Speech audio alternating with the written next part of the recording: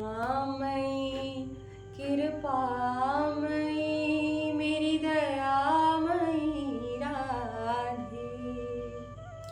श्री राधे। आप सभी वैष्णव वृंदों के चरणों में मेरा कोटि कोटि वंदन, कोटि कोटि प्रणाम।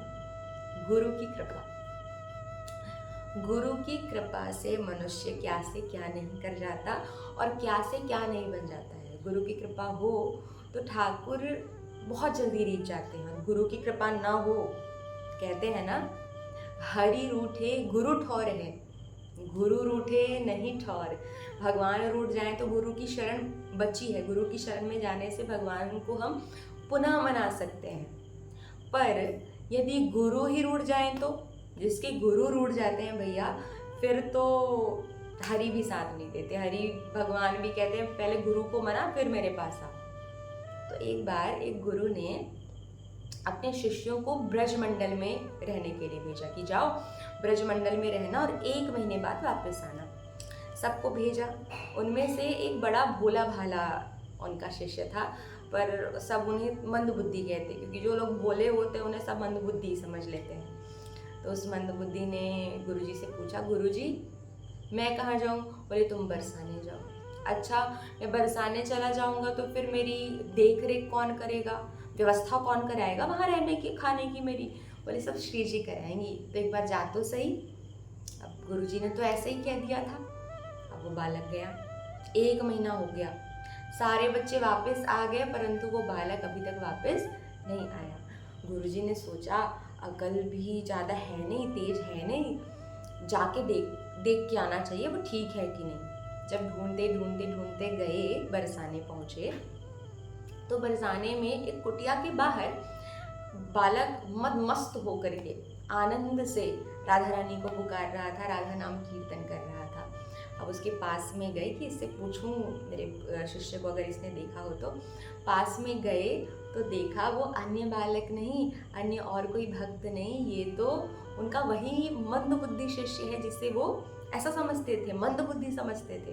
अब उन्होंने शिष्य को पहचान लिया, शिष्य से पूछा, बेटा तुझे ठीक किसने किया और ये सारी व्यवस्था?